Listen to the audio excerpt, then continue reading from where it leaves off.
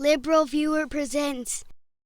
So there's been this terrible pattern of cops shooting and killing unarmed black men that's gotten a lot of attention since the police shooting of unarmed black teenager Michael Brown in Ferguson, Missouri last summer. But this terrible pattern didn't start with Michael Brown, as Jon Stewart discussed on The Daily Show with then Daily Show correspondent Michael Che trying to get away from this terrible pattern in this clip. You're about to tell me something terrible, aren't you?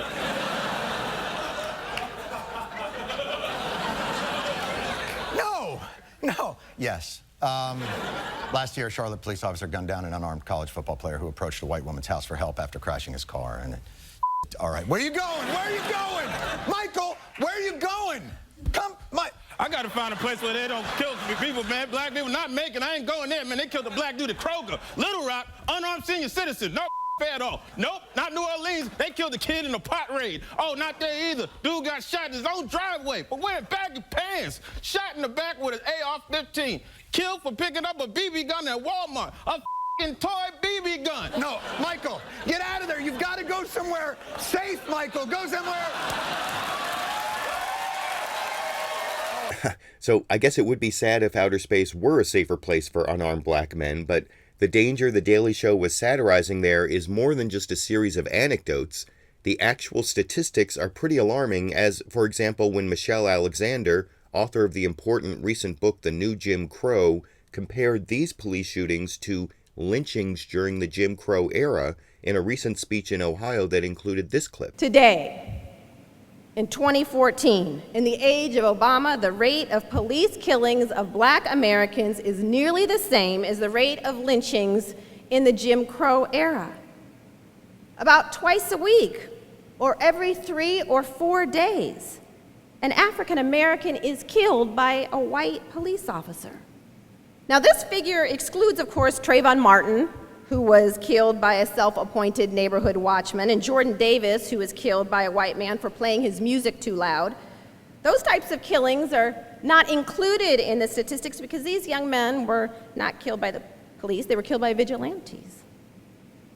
Isabel Wilkerson acknowledges that there are many differences between the violence of the past and what happens today, but she is quite right that there are important parallels that should not be ignored. Every 3 or 4 days, that's disturbing, and I understand some will dismiss the parallel to Jim Crow lynchings because these police shootings are often justified as supposed self-defense and don't result in convictions or even prosecutions in so many cases, including the shooting of Michael Brown in Ferguson, Missouri. But these justifications create their own disturbing pattern that suggests something other than actual self-defense may be going on here, as MSNBC hosts Chris Hayes and Joy Reid discussed on the show All In a few months back here. Belmar in St. Louis County that Michael Brown reached for the officer's gun. Right. In the case of Ezel Ford in Los Angeles, unarmed black man killed by LAPD, the official account is he went for the gun. Yeah. In all cases, it may be the case that in all those cases, he was actually reaching for the gun, although we have video evidence here that wasn't the case. Right.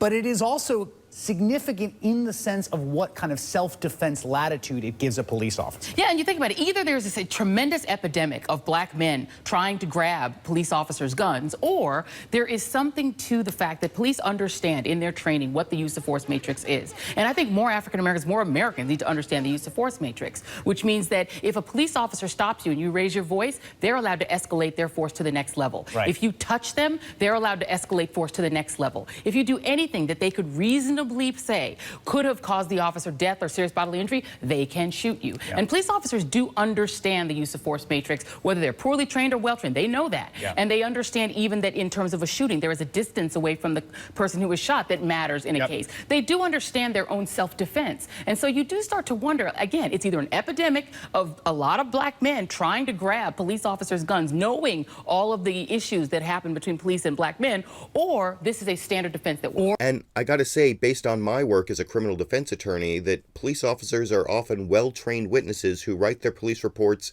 if not dishonestly, at least in a way that most favors their own agenda. And while police excessive use of force is not a problem that only affects people of color, there's definitely a racial aspect to it, as Stephen Colbert pointed out before leaving behind his satirical character on Comedy Central last year in this clip. Folks, our nation has a long, shameful legacy of systemic oppression of African Americans.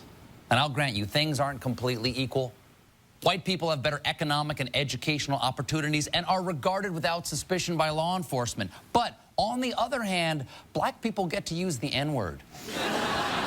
Can't put a price on that. If you could, Cliven Bundy and his buddies might have paid it. By the way, black people, why can't you be more like these guys? They were armed and they dared the cops to shoot them and nothing happened. Just figure out whatever was different about them and you'll be fine. So, yeah, there's obviously racism in a system where these white open-carry militia types can point weapons at police and walk away while unarmed black men are getting shot. But while there is continuing racism in society, and especially in the criminal justice system, I still have some problems completely buying into the premise of Michelle Alexander's book, The New Jim Crow, that our criminal justice system and mass incarceration especially are a thinly veiled system of racial control created to replace the old Jim Crow system, just as Jim Crow was created to replace slavery. Of course, Michelle Alexander herself admits that even after working as a lawyer for racial justice for many years, she herself didn't accept this premise, as she explained back in her speech over here. I have to admit, though, that it took me a long while to see the whole truth. It can take a long while to see the whole truth. For a long while, I was working as a civil rights lawyer and advocate. I had gone to an excellent law school. I was coming out imagining that I was going to work and fight for justice. But I had bought in to something far less than the truth. I had bought into the idea that we as America were on a grand upward march, and it was my job as a civil rights lawyer to help get us the rest of the way there. I had bought into the idea that the reason so many young black men were cycling in and out of prison could simply be explained by poverty, bad schools, broken homes. Never did it occur to me back then that something like a new caste system had emerged within my lifetime. It was hard to believe, having been raised on the idea that we were overcoming. Progress was on the march. But after years of representing victims of racial profiling and police brutality, and investigating patterns of drug law enforcement, poor communities of color, and attempting to assist people who had been released from prison as they faced one legal barrier after another to mere survival, getting a job, a home, basic public benefits, and food, I began to have my awakening. I began to awaken to the reality that our criminal justice system functions much more like a system of racial and social control than a system of crime prevention and control. So even Michelle Alexander herself had difficulty coming to this conclusion that our criminal justice system functions more as a system of racial control than of crime prevention. But to give this premise full consideration, here's how Michelle Alexander argued it in her speech using the actual introduction from her book in the continuation of that clip here. What should have been obvious, what was hidden in plain sight. As I describe in the introduction to my book, what has changed since the collapse of Jim Crow has less to do with the basic structure of our society than the language we use to justify it. In the era of color blindness, it is no longer socially permissible to use race explicitly as a justification for discrimination, exclusion, and social contempt. So we don't. Rather than rely on race, we use our criminal justice system to label people of color criminals and then engage in all the practices that we supposedly left behind. Today, it is perfectly legal to discriminate against criminals in nearly all the ways in which it was once legal to discriminate against African Americans. Once you're labeled a felon, the old forms of discrimination, employment discrimination, housing discrimination, denial of the right to vote, exclusion from jury service, are suddenly legal again. As a criminal, you have scarcely more rights and arguably less respect than a black man living in Alabama at the height of Jim Crow. We have not ended racial caste in America, we have merely redesigned it. Now, there's a lot of power to that argument, especially when Michelle Alexander focused on the drug war and the huge racial disparity in the way that so-called war has been waged, as she did both in her book and in her speech over in this clip. To get a sense of how large a contribution the drug war has made to mass incarceration, think of it this way. There are more people in prisons and jails today just for drug offenses than were incarcerated for all reasons in 1980. Now, most Americans violate drug laws in their lifetime. Most do. That's a fact. Some point in lifetime. But the enemy in this war has been racially defined. Not by accident, this drug war has been waged almost exclusively in poor communities of color, even though studies have consistently shown now for decades, year after year, that contrary to popular belief, people of color are no more likely to use or sell illegal drugs than whites. In fact, much of the research suggests that white youth are more likely to use and sell illegal drugs than black youth. But that's not what you would guess by taking a peek inside our nation's prisons and jails, which have been overflowing with black and brown drug offenders. Now, everything Michelle Alexander says there is true, and I especially saw this kind of racist enforcement when I was a public defender in St. Louis County, Missouri. But I also spent some time as a public defender in Placer County, California, a much whiter, more rural county, where I saw the same oppressive system target poor white people, brand them, and leave them with the same criminal record that allows discrimination against them as a kind of undercast. And I saw another recent book, The Divide, from Rolling Stone's Matt Taibbi, talk about this, divide between the criminal justice system for poor people, regardless of race, compared to the way similar wrongdoing from the very rich is treated, especially looking at the way none of the rich investment bankers responsible for the last big U.S. financial crisis ever went to jail because of this mindset exemplified by one prosecutor about sending bankers to jail that Matt Taibbi described on his book tour for The Divide, captured on video in this clip. That first former prosecutor who talked about jails being dangerous was that even a former federal prosecutor was making a distinction in his mind between what he saw as real crime and people who should go to jail for what he called real crime, and what he must clearly have thought of as people who simply broke the law, which is something else. And that there was psychologically this moment for this person where that kind of offender, the person who works for, who commits mass fraud for a subprime mortgage company, is simply not the right fit for jail. That's not the appropriate remedy for that kind of person. Whereas jails, which are dirty and dangerous, well, there is a population of people for whom that place is appropriate. And that's a very important psychological thing to consider, that if this is in the minds of the people who are setting policy and deciding whom to prosecute and whom not to prosecute, that was something worth looking into. So there is another kind of categorization of lawbreakers going on here beyond just race, and in the book The New Jim Crow, Michelle Alexander even acknowledged that poor white people get caught up in the same oppressive system, though she argued those white victims are collateral damage in a system more about racial control. Yet, back in her speech, when she argued that people of color are dehumanized using language that doesn't sound racist because it talks about criminals, not blacks, it's easy to hear how that same language can be used to dehumanize people of any color in her argument about how people's lives matter even if they're criminals in this clip. We are all criminals. We are all sinners. We are all seriously flawed.